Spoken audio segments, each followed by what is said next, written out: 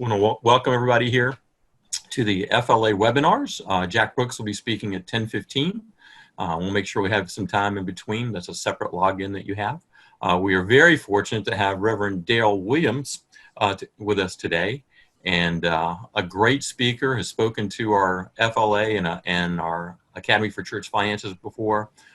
He is a co-member on the financial administration, the CFA, that we're both on, as co-chair of that. And Reverend Dale, I want you to give us one cool fact that people don't know about you before you get started. A cool fact that people don't know about me. Yes, or just a fact they don't know about you. It may not be cool. It could be warm. Well, I'm cool, just generally we know speaking. that. So, cool fact that people don't know about me. Wow.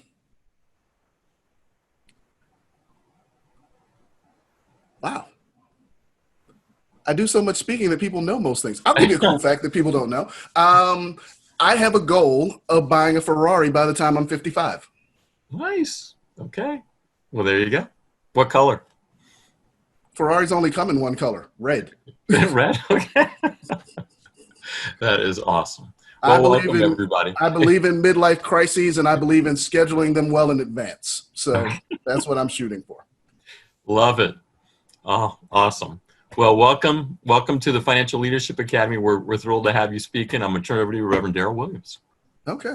Well, thank you very much. I want to thank Jack, Frank, and Annabelle for inviting me today. And I want to thank all of you for your time. I mean, it's 9 o'clock in the morning and you are on Zoom number 4,585 over the last 3 months. So I don't take it lightly that you would get up this early and that you would sit down in front of your computer and do this. So I am going to do my best to be as exciting, entertaining, and informative as I can. For those of you who may be drifting off to sleep, that is the waterfall behind me. You can pay attention to that if I am getting boring.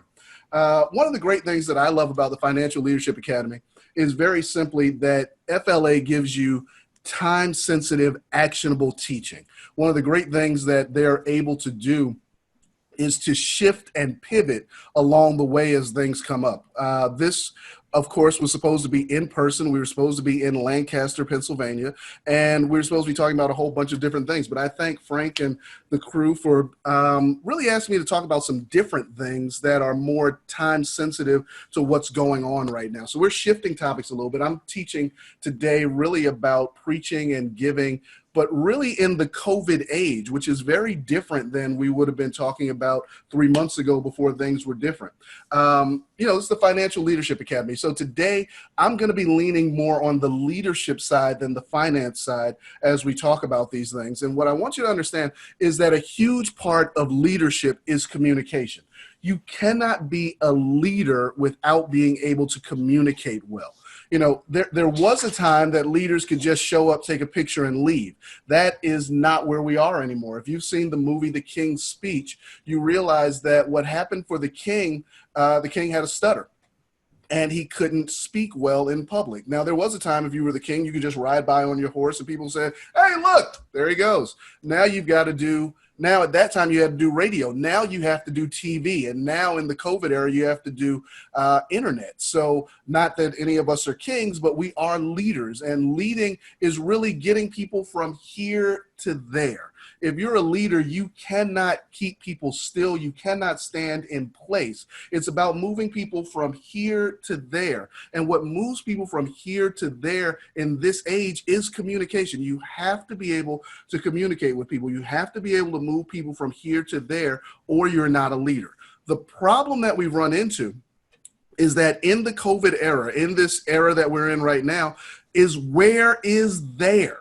There has changed immensely for all of us. The there that we were all shooting for isn't there anymore. So now the question is, where is there now?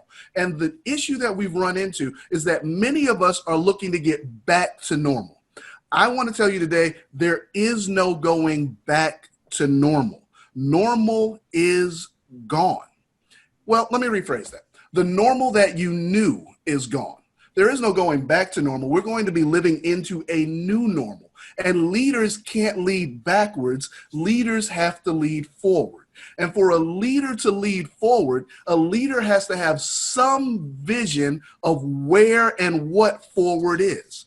And the problem is right now, that's a little fuzzy. We don't know what the next season is specifically going to look like. So when you don't know what the season is going to look like, you have to cast a vision for what it should look like. What we know right now is that our ministries, our churches, the things that we do are going to be more important as we go forward and not less important, but they will be drastically and dramatically different. All of us in the last few months have had to live into a new way of being. When we were all told that we were going to, if you're in the Maryland area, I'm in the Baltimore, Washington conference, it was a Thursday when we were told that we would not be meeting in public. Now, the issue is, on a Thursday, your real question is, what am I going to do by Sunday? And plenty of people were able to shift immediately. Some people took a little bit longer, but the churches that are thriving and going to do well are going to be churches that can pivot and move as things happen. Now, the reason you're in the Financial Leadership Academy is because you want to be a leader. You want to be able to lead forward. You want to be able to lead financially. And what I want to tell you is that leadership in this era is not going to be flat-footed leadership. It's going to be leadership that's on your toes, that allows you to move, pivot, and go with what's going on. But to do that, you have to know that you're always going to be moving forward, and moving forward is going to be moving into the new, into the unknown, and into the next. Let me break those down a little bit. When we're moving into the new is always different than old. Now, it may be based on the old, but it will be different than what you've done, what you've seen, and what you're used to. It's also moving into the unknown. We don't know what's going to happen next. We don't know how things will shift. We don't know what people are going to do. It's unknown, but it is what's going to happen next, because next always shows up. Next never waits on us. Next arrives and announces itself. So what I want you to be able to do after we come out of this is know that you can lead into the new, know that the unknown is not scary, and be ready for what's next. Now, here's the thing. If you're going to lead into the new, the unknown, and the next, you have to realize that it's going to be a brave new world. Everything is going to be different, which means that you are going to have to be different. And being different starts with your thinking. We have to start to think differently immediately, because when we start to think differently, we will start to act differently. And the hardest thing in the world is to change our thinking. This is what I want you to know. When you change your thinking right now, don't think about going back to what was. You have to think about moving into what can be. And moving into what can be gives us all a very distinct advantage. And here's the advantage. We now get to do the things we always thought of. Let me tell you what I mean by that. Many times in churches, we think of things that we can be doing or should be doing. And this is how that usually works. We should go online, but I have an administrative council meeting. We should do electronic giving, but we've got a plan for VBS. We should go deeper into our community, but wait, we've got a trustees meeting. We have a bunch of we shoulds that we've thought about doing and impacts that we've wanted to make, but the day-to-day of normal operations always creeps in and stops us from doing the bigger things. What I want you to know is that right now you have the chance to think of the big things that you want to do and now plan for them, because while we may be working differently and some of us are working more, we're working on different things, which gives us different time. And what I want you to know, you need some white space so that you can think big again. White space is a concept that was come up that has been really put out by one by the name of Juliet Funt. Juliet Funt is the daughter of Alan Funt. You might remember Alan Funt from not America's Funniest Home Videos, but it was the first Candid Camera. He hosted Candid Camera. His daughter is a PhD, and she does organizational leadership and psychology. And she says that one of the things leaders need is white space. And the reason for white space is you need some space where you can expand your mind on a blank page and begin to fill that space with new ideas. I want to encourage all of you to find some white space every day so that you can start to think big again. And when you start thinking big, this is what you have to do. Ask yourself, what will we need after this? What are the new needs of my church? What are the new needs of the community that we serve? And how can we live into that? And how can we be a part of that? Now, thinking big means you're going to have to think big, bold, and right now, virtual. Big simply means that you're going to have to believe in God for some things now. You're going to have to start thinking outside of the box of what you've always done and start looking at what could we do if we started with a blank page. That's why white space is so important, because white space gives you the blank page to work from that's not encroaching with all of the things that you've already done, already thought, and are already on the table. White space allows you to clear the table, start from scratch, and think, if we didn't have a past, what would our future look like? And this is what I want you to understand. When you start thinking about what your future looks like, what you're really doing is something that we've all heard about, we've all been taught. It's vision casting. As the leader, you can now look at a blank space and start painting a new picture. You can start painting a new picture, not based on what was, but based on what can be, because we're not stuck in the minutia of what we've always had to do. So you got to start thinking big. What's the new big idea? What's the new big thing that we as a church, that we as a ministry want to be known for? But after you think big, this is what I want you to do.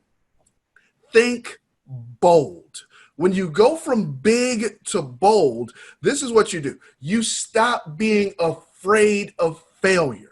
You stop being afraid of what if it doesn't work. You stop being afraid of what will people say and what will people think. You start to be bold with the pronouncements, because here's the thing. The world now needs bold leaders. The world needs leaders who can step out on faith and spark a vision that will move people to bravely try to live into a new world and bravely try to live into new ways of being. No one has ever changed the world, changed the community, change the church, or change themselves by being timid. You have to be bold so that you will branch out into things that you haven't done before. Now, the last thing, you have to think virtual. The reason you have to think virtual is because if you're like me, I pastor a local church. Everything that we're doing right now is virtual. And the great thing about virtual is that we are now reaching people that we would have never reached before.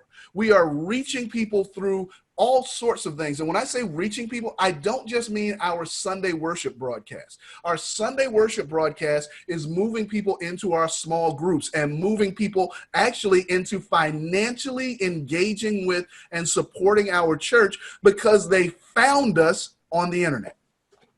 The internet is not going away, folks, and neither is virtual living, virtual learning. You're doing virtual learning right now, and neither is virtual ministry. Those things are going to continue to exist, and if you step big and boldly into them, not only will you reach your people, but you will reach and engage new people. I want to split those two things apart. You don't just want to reach, you want to engage.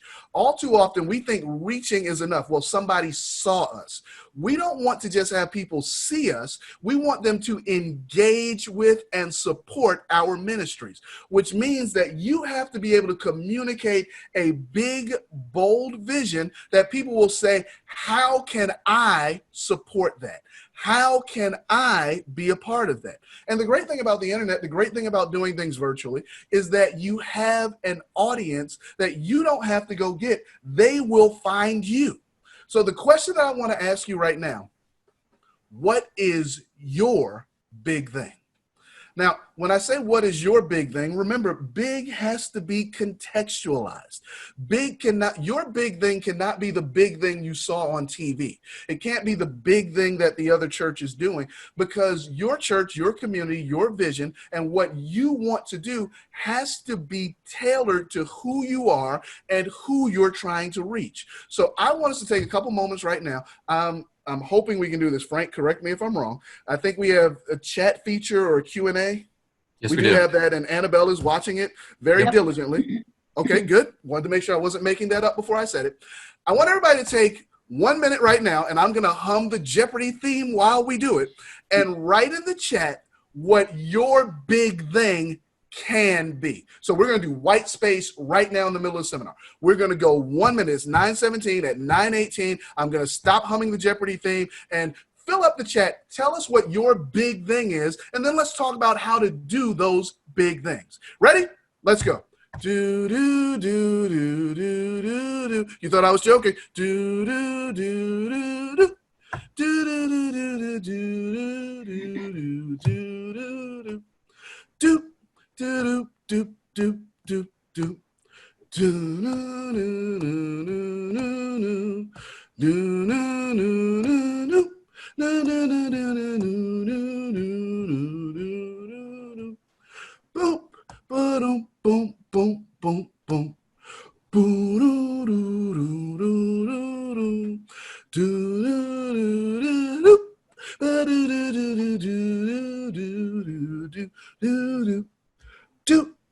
do do do do do. I'm seeing 9:18. I'm sure that wasn't a full minute, but it was enough. Annabelle, what do we have? Okay, we've got doing a capital campaign to upgrade all of our live streaming and AV capabilities. Mm-hmm. Small groups made up of everyone in the congregation, Zoom style. Okay. To reach people virtually to engage them in ministry. Somebody says still working on some of the small things. Mm-hmm. Promoting online giving, perhaps having giving stations in and out of the church. Transferring people to online learning. And transitional housing for young adults aging out of foster care. Ooh, that's a really big one. Okay, well, let's talk about it. Here's the thing. Your institution, your church needs a big thing that you're working on. This is the thing about big things. They galvanize people. They pull people together. It's something that people can buy into and pour into. Oftentimes, we talk about we want people to give, and we want them to give of their time, their talent, and their treasure. People don't give their time, talent, and treasure to small things. They give them to big initiatives. Some of you are old enough to remember when President Kennedy said, we're going to the moon, and we're going within the next decade. It was unthinkable, because here's the thing. They didn't have any idea how to do it. Some of your big things will have to be things that you have no idea how to do, but they will spark the imaginations of your people. And here's the thing. I want to tell you this as a leader. Your big thing has to spark your imagination too. All too often as leaders, we serve so often that we run out of inspiration. You've got to find what is God calling you to that sparks your imagination, ignites your fire, and lights your heart. Because when a leader is not inspired, the institution cannot be inspired. When leaders begin to just kind of do business as usual and kind of just push the rock up the hill, let it roll back down, then push it back up again. Nobody wants to do that. You start looking for other ways to be inspired. Your big thing has to inspire you and draw other people in. Without a big thing, you will not survive, because you will have to keep looking for something else to do. When you have a big thing, you can pour your heart, your mind, and your soul into it. We're never going back to business as usual. That's not going to make it. We're never going to be able to do that again. You are moving into a world that needs more out of you, more from you, and that will need different things from you. So let's talk about some of these big things that you guys have talked about. These are the big things that you have to be able to speak clearly to why you want to do them. And what you have to understand about why is that when you're communicating to people, you can tell them the what over and over again, but people connect with the story of why. People connect with what difference will this make. So let's talk about virtual learning for a second. Somebody said that was going to be their new big thing. This is the why behind virtual learning. Virtual learning will allow us to reach new people, new generations, and a broader audience to give them better lives. Now, when you just say we want to do virtual learning, people go, okay. When you say, if we do virtual learning, lives will change. People who have never experienced the gospel will hear the gospel. People who need encouragement will be able to be encouraged and will be able to do it in a way that attracts people who may never set foot in our church, but this could be the entry path into them becoming a part of our ministry. That sparks a goal. That sparks an imagination. When you start saying things like, we want to work on transitional housing for people who have aged out of foster care, it's no longer about you. What you're simply saying is there's a need, a gap that needs to be filled, and we can be the ones who fill it. Because once you start filling a gap, you start telling stories of life change. You start being able to talk about the person who was 18 and were going to age out of foster care and had nowhere to go, who would have possibly become someone living on the streets or someone who was in the criminal justice system. But because of this transitional housing, we can give them a year to get their life in order, to get themselves set on a path to be a productive part of society. There are plenty of people who will say, I like productive parts of society, and this is something that we can do. That gives you a big thing for people to walk into. Annabelle, give me some more of them. What were some of the others? Let's see. Innovative, sustainable ministry that leads to income streams. And then actually just somebody said they already have converted their parsonage to a transitional house almost 2 years ago. That's our big thing. That's not new, but it's newish. Awesome. Awesome. Now, give me that one about income streams again. What did they say? Innovative, sustainable ministry that leads to income streams. Innovative, sustainable ministry that leads to income streams. Okay. This is what you got to realize about innovative, sustainable ministry that leads to income streams. That's a lot of words. That's a lot of words.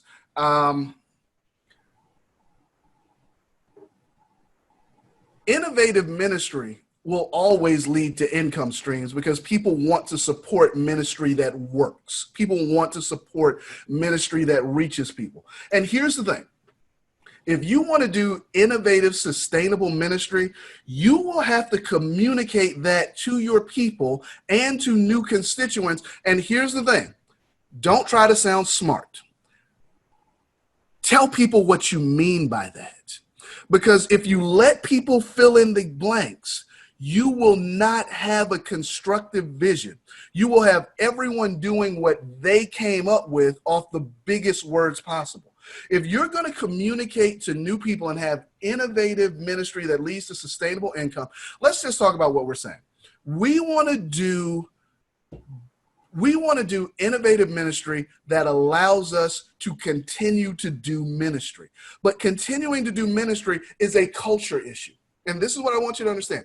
If you're going to do ministry, if you're going to do big things, you're going to need financial support. And to have financial support, you have to create a culture of generosity in your church. You have to create a culture of generosity. Hear what I'm saying. A culture of generosity makes generosity something that we do out of the fact that that's who we are. Understand how culture works. Culture is like being a fish in a fish tank. The fish are immersed in water, and the fish don't realize that there's water there. They just know that this is what they live in. The water is the culture of our churches. It's this is how we do it, and this is how we've always done it. It's this goes here, and this is how we work around it. What you have the opportunity to do right now is create a new culture in your church. And a culture of generosity streams out of really connecting with people's hearts. When you connect with people's hearts, you begin to make generosity a thing that we do institutionally and individually. Now, if you're going to do it institutionally and individually, it has to become a part of who you are and who you plan to be. Now, who you are and who you plan to be may not be the same thing. Let me give you an example. Right now, I am conservatively 19 COVID pounds overweight. That's who I am. I plan to be 20 pounds lighter within the next 2 months. Now, that means that I'm going to have to make specific actionable changes to get to that goal. Now, I'm just going to be honest with you all. I had a birthday on Sunday, which means I've been eating cake for 3 days. Why? Because they don't make small birthday cakes, and I'm not throwing it out. But now, culturally in my house, once this birthday cake is gone, I'm going to fruits, vegetables, and I'm going to chicken and fish. I'm not going to continue doing what I was doing, which over the next 2 months, as I try to lose this weight, will be a cultural shift in our house. Because here in our house, we've been coping with COVID through Oreos. That is how I've been coping with COVID. I've been coping through Oreos. And I should not be doing that, but I am doing it. And the cultural norm in our house has become when we run out of Oreos, we get new ones. We have stopped our Oreo order because we're not doing that anymore. What I want you to understand right now, as leaders in your church, you're going to have to start communicating who you want to be, and who you want to be will define what you're going to do and what you're not going to do anymore. If we're honest, some of our ministries have outlived their usefulness. And what we have to do is honor those ministries and then end them. 2 parts. Honor them, end them. You honor them by talking about the changes that they've made in people's lives, the things that they've done that have been valuable over time. You end them by saying, this is what we're going to do now to pick up the baton. But to be able to say that, you have to be able to tell people where you're going. Remember, we talked about being big, talked about being bold, we talked about being virtual. It's bold to end something, but it's also bold to begin something. But you have to clearly outline why you're ending something and why you're beginning something and what the expected outcomes are. And here's the thing, right now in this COVID situation, while we're on lockdown, all these other things, you're not doing any of those other things anyway. So a real easy way to end them is to just not start them again. There's some stuff that you just kind of have to let gracefully bow out. You thank people and you move on to the new thing. But back to the culture of generosity. You got to create a culture of generosity. Culture of generosity simply means that we have to be generous institutions made up of generous people that have created a culture where we are generous by nature. We are generous in what we do. Now let's talk about being generous right now in COVID. Because we cannot pass collection plates, you have to take the friction out of giving. Let me explain what I mean by taking the friction out of giving. Anything that's difficult, people don't do. Anything that's easy, people do. So as a leader, you want to start communicating to people how they can give, be generous, and support the church and its ministries right now in a virtual way. Now, let's be clear. There are going to be some people who are going to say, take my check, take it or leave it. That's not who you're dealing with. You have to account for those folks. But there may be some people in that group who say, well, I don't do the internet. Then this is what you have to do. You have to communicate and you have to train. What you have to be able to do is tell people, listen, you can give to the church by direct draft from your bank. All you've got to do is call them and they will write the check for you and take care of it. Because what you want to do is take the friction out. Friction is writing a check. Automatic bank draft means that without thinking about it, on their time, at their pace, at their level, people can give, and it takes out the need to be there to do it. We can also move into other virtual things. You can give on apps. You should, let me give you some things you should be doing. You should have a church website. If you don't have a church website now, I don't know what you're doing anymore. Because that's the only way that we're doing church right now. You've got to have a church website. And on your church website, there should be the ability to give through your church website.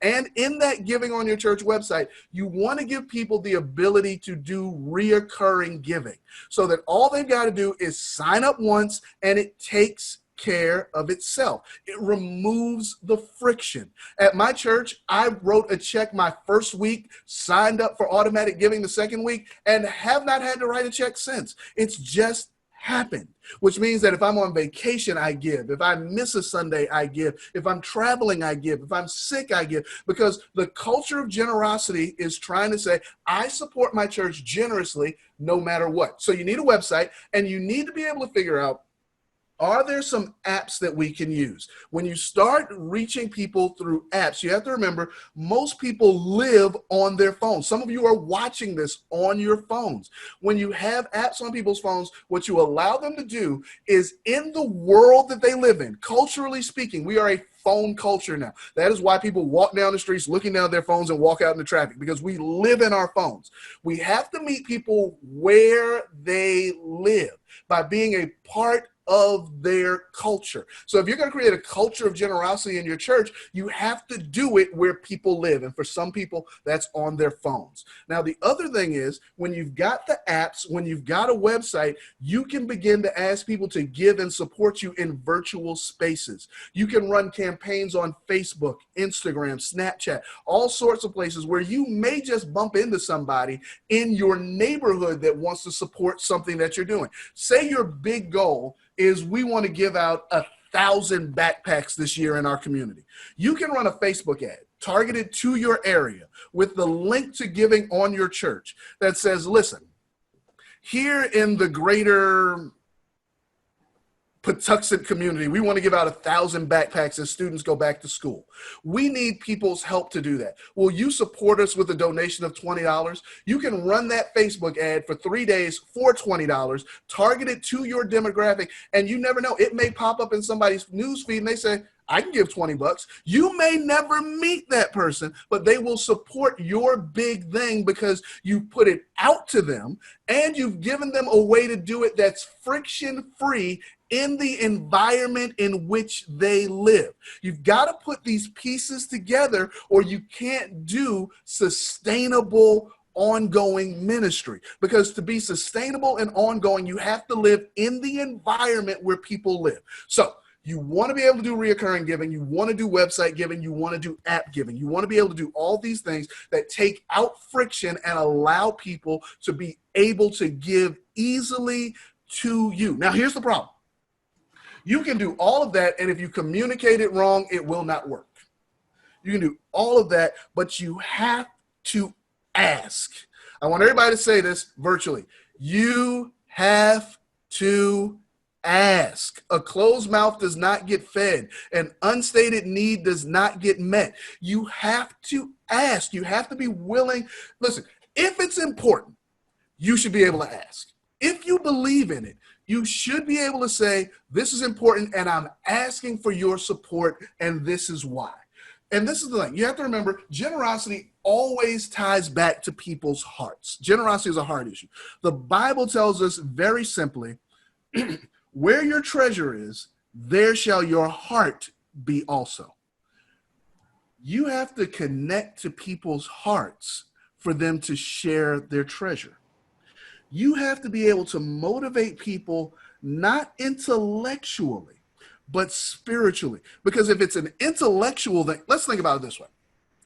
Intellectually speaking, you know that if you spend less and save more, that you'll have plenty of money. We're a country that has a negative savings rate.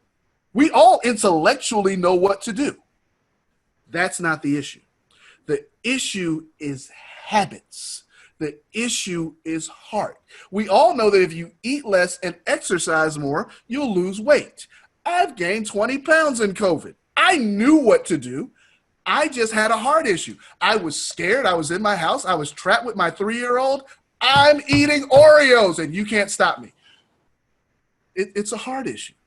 But now that things have settled down and I've looked at what happened and I've looked at what I want, understand, your heart should be able to move you towards habits that get you to who you want to be and where you want to be. If you want to be a generous church, you have to communicate directly to people's hearts so that they can generously give from their hearts. You got to motivate people by telling them what you're asking them to do and why. Now, here are the 3 things I want to give you. When you're preaching, when you're writing, when you're asking, you have to do three things. Write these down. You have to be clear, you have to be concise, and you have to be consistent. The three C's of asking for money, three C's of preaching about money, three C's of doing an offering appeal, the three C's of writing for support. Clear, concise, consistent. Let's start with clear.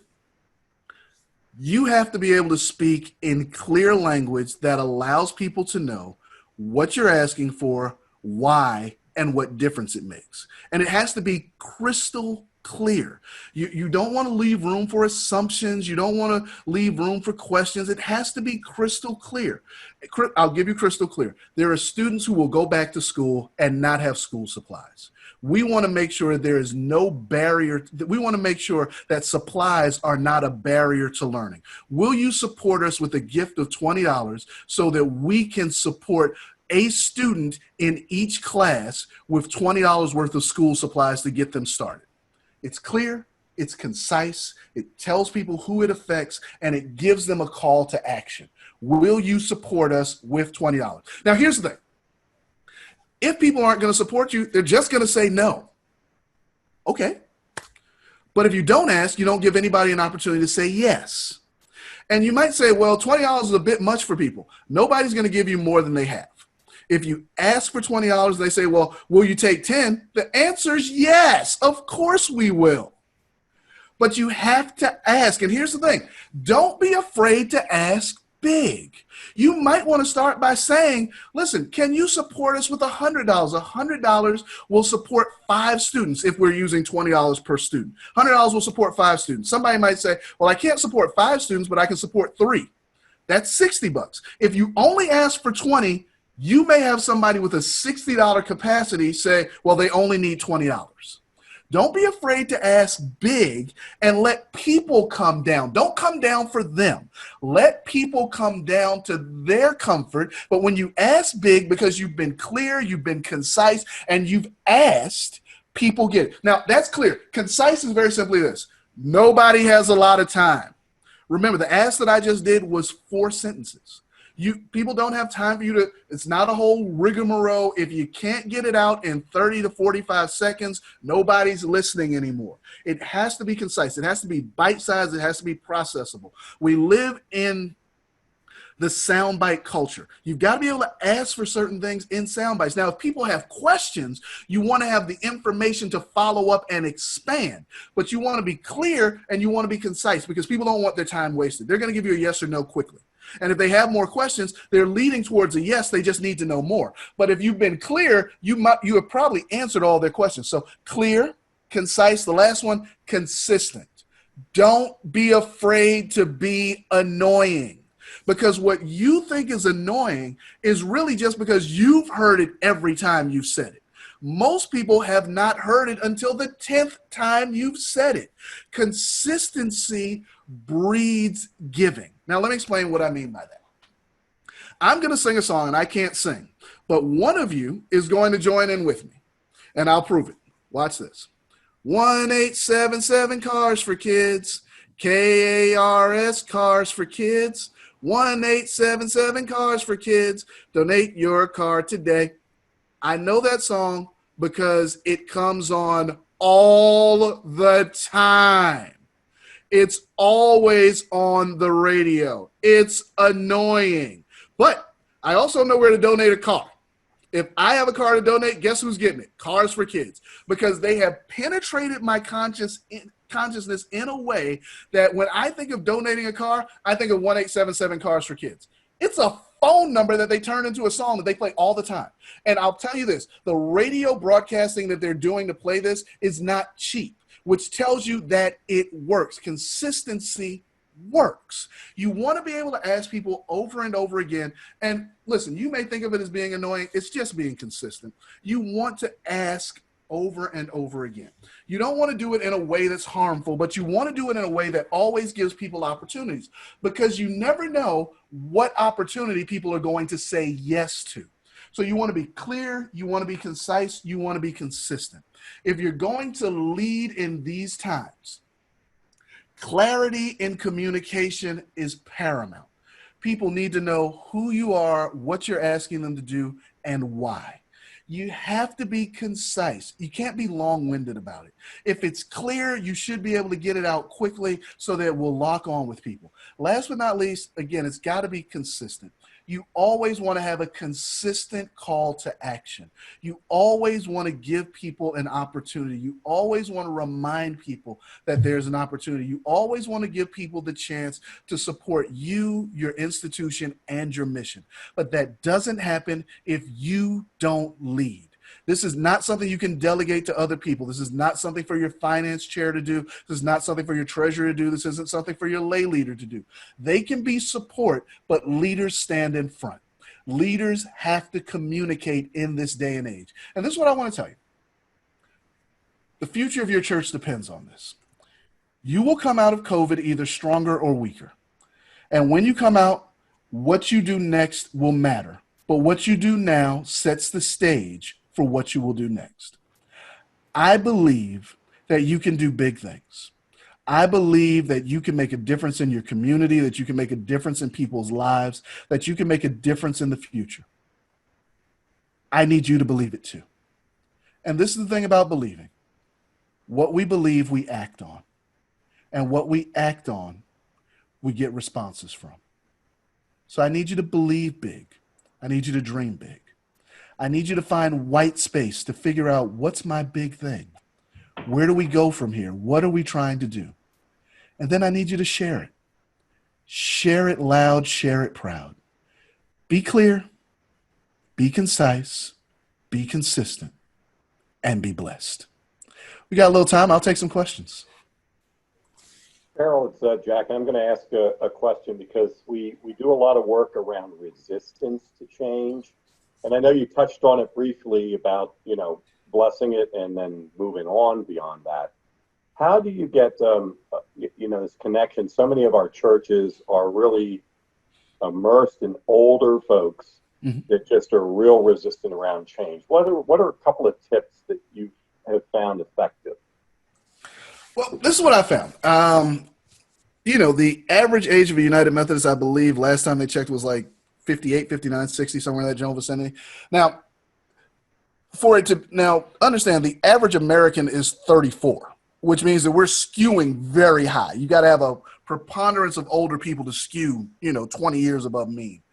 So what you have to do is really, you have to state your case, and you have to understand that there are some people who are like a tree planted by the water. They will not be moved. But there are some older people, and many of you have found this in this time, who are now giving online because they're saying, look, this is important to me. I want to support. What can I do? What you want to be able to do is tell people, we will help you get this done if it's what you want to do.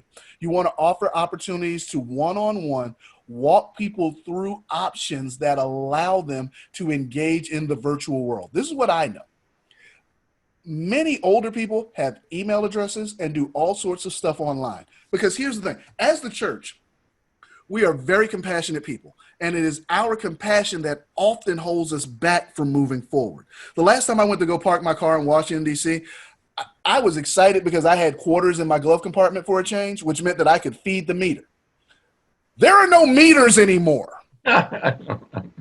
You go to a pay station, you swipe your card, you bring your little receipt back, you stick it in your window. And this is what I found out. No one in DC asked me if I wanted them to do this.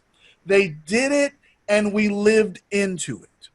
What you want to do is help people live into things. And to help older people live into things, you got to be kind, you got to be courteous, and you've got to be one-on-one. These are one-on-one conversations. Listen, I will help you do this. Just let me know when you like to sit down and chat, and I will walk you through some of these options and how they work and how you can engage in them. And what you want to do is tell people, listen, this isn't scary. This is secure, the same way that you pay your mortgage online, the same way you pay your gas bill online. What you have to explain to people, this is what we often miss. People think that the finance office is doing this. You want to explain not the technology, but the vendors to people. You want to let people know we have a vendor that we've hired to do this. They use the same level of security that is used by Wells Fargo, Citibank, all these other places that people are used to dealing with. Because what you don't want them to think is that Larry in the finance office is back there doing code. That's not what's going on. You get a vendor and you explain the vendor, the vendor's name, the vendor's history, and that the vendor's been doing this for a while using the same technology as these places that you know and trust, so that people can understand this is a safe, secure, trustworthy way of doing these things. Very good. I don't see other questions, but I do have another one, Daryl, and you and I spoke about this before. For those folks that want to make an offering or write a check, you had a process in mind about how to be able to interface with that person or being able to go and pick up that check from them. I'm sorry, say that one more time.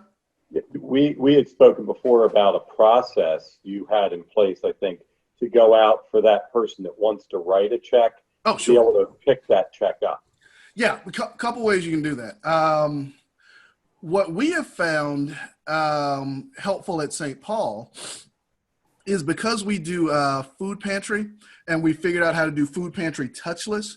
We have also decided to do, when we do communion, we give people the option to come by the church and pick up elements before Communion Sunday. And on that day, when people will come by and we will touchlessly give them elements, we also have we have a finance lockbox, the same type of lockbox that you would have if you were dropping off your key, if you were dropping off your car overnight and you wanted to drop the key so they would start on it first thing in the morning.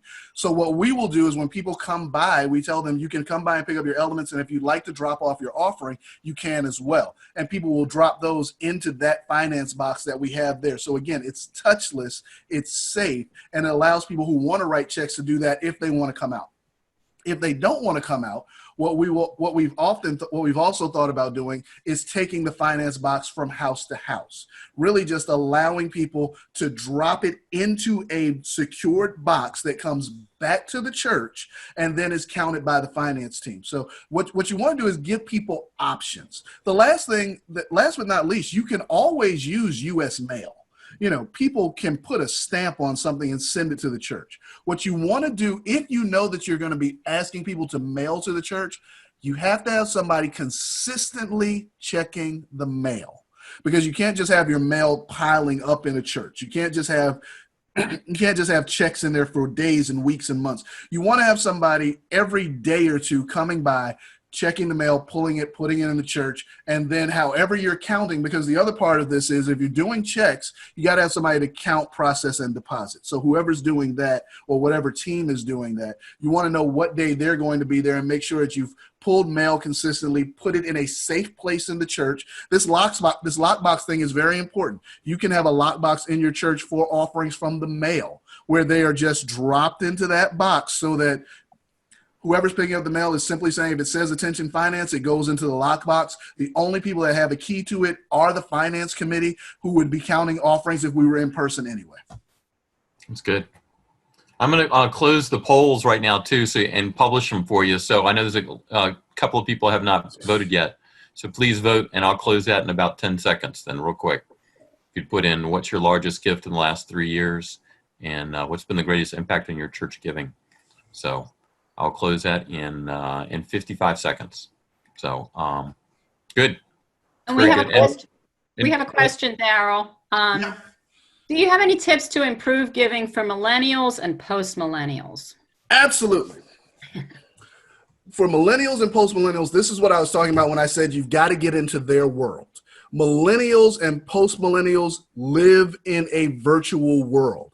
If you want them to give, you have to have a way for them to give from their phones, be that text to give or an app. Either way, they're used to that. The other thing that you want to do for millennials and post-millennials, and here's the thing, the older you are, the less you trust these things, but they are very important. You want to make sure that your church can receive money in digital ways. And that means Zelle from your bank. That means Cash App. That means PayPal. That means Venmo. All of these things are what millennials use to transfer money. They don't have checkbooks and they don't know what cash looks like. They've never seen it in person. So what you've got to do is give them ways to move money that exist in the way that they move money. So when you want to ask millennials, you have to ask them where they are, which means that you want to do it through a broadcast. You want to do that on Facebook. Think millennials are getting off Facebook. Post millennials don't know what Facebook is. So TikTok, Snapchat, Instagram, you can do ask there if you explain what the ask is, because for millennials, they want their money to make a difference. So if you can say, back to the backpack analogy, if you can say, hey guys, this week we're going to do backpacks at the church, but we've got to buy school supplies to stuff them. Will you donate $10 to help us with the school supply drive? If so, cash app us at $First Church. Now, here's what happens when you do that. You connect with millennials, they may give, but you've got to track. And the difficulty with Cash App and some of these other things is you will find out who the person is that gave it, but now you're accounting people, your financial secretary, your treasurer, your finance chair. You've got to now, this is just back office stuff that you just got to think through. Maybe what you do is you write dummy envelopes for these so that you can track these and make sure that people can get their credit at the end of the year. Or if you're using an app, sometimes you just want to use a branded app that can give directly to your church, because many of those apps produce receipts when the gift is given, which takes some of that burden off of you. But whatever you do, when you're tracking through these things, like I said, we're not going back, we're going forward, which means that we're going to have to do some new things, some different things, and engage in some new and different ways, which will create we'll call it more work because it's not the work we were doing before. But the question that you've got to ask yourself is, how much money are you willing to pass on because you don't want to do 10 seconds more work?